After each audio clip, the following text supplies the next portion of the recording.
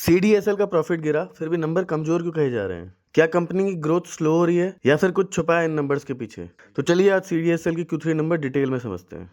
तो दोस्तों सीडीएसएल ने अपने क्वार्टर 3 के नंबर डिस्क्लोज कर दिए हैं। डेटा लैक्स में, मैं आपको करोड्स में सिंप्लीफाई कर रहा हूँ। तो सबसे पहले बात करते हैं रेवेन्यू फ्रॉम ऑपरेशंस की।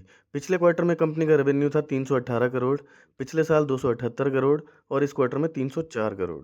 यानी ईयर ऑन ईयर बेसिस पे देखे तो 9% की ग्रोथ देखने को मिल रही है। क्वार्टरली बेसिस पे देखे तो 4% की गिरावट देखने को मिल रही है। और सबसे अहम बात, मार्केट का अनुमान था 320 करोड़ से 350 करोड़ और कुछ ब्रोकर्स ने तो 370 से 380 करोड़ तक का अनुमान लगाया हुआ था।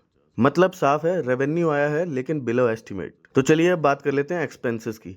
पिछले साल एक्सपेंसेस थे 130 करोड़, पिछले क्वार्टर में 157 करोड़ और इस क्वार्टर में 160 crore. Year on year basis पे देखा जाए तो खर्चों में लगभग 22% की जबरदस्त बढ़त देखने को मिल रही है। समस्या क्या है? रेवेन्यू बढ़ा सिर्फ 9% लेकिन एक्सपेंसेस बढ़े 22%। यही वो वजह है कि जहां से मार्जिन और प्रॉफिट पर दबाव आता है। तो चलिए अब बात करते हैं प्रॉफिट की। पिछले क्वार्टर में प्रॉफिट था 139 करोड़, पिछले साल 129 करोड़ और इस क्वार्टर में 132 crore. Year on year basis पे देखा जाए तो 2% की ग्रोथ देखने को मिल रही है, लेकिन क्वार्टर ऑन क्वार्टर बेसिस पे देखें तो 4% की गिरावट देखने को मिल रही है। सवाल उठता है, जब एक्सपेंसेस इतने बढ़े तो प्रॉफिट कैसे बढ़ गया?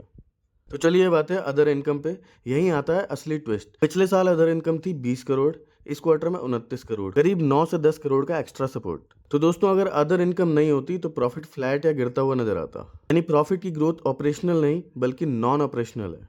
तो चलिए अब बात करते हैं मार्जिन्स की। पिछले साल मार्जिन्स थे 46.67%, पिछले क्वार्टर में 43.86% और अभी 43.75%।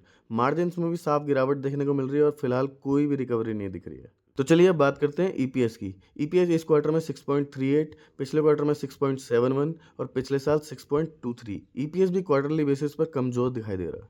तो दोस्तों अगर ओवरऑल देखा जाए तो रेवेन्यू बढ़ा लेकिन बिलो एस्टिमेट, प्रॉफिट बढ़ा लेकिन अदर इनकम की वजह से, एक्सपेंसेस तेजी से बढ़े, मार्जिन्स दबाव में है। एनएसडीएल के रिजल्ट पहले ही कमजोर आए थे और अब सीडीएसएल के रिजल्ट भी उसी दिशा में इशारा कर रहे हैं। टेक्निकली रिजल्ट्स वीक हैं, अब देखना ये होगा कि मार्केट इन रिजल्ट्स पे कैसे रिएक्ट करता है। तो दोस्तों अगर आपको ऐसे डीप एनालिसिस पसंद है तो वीडियो को लाइक जरूर करें और चैनल को सब्सक्राइब करना बिल्कुल ना भूलें। धन्यवाद।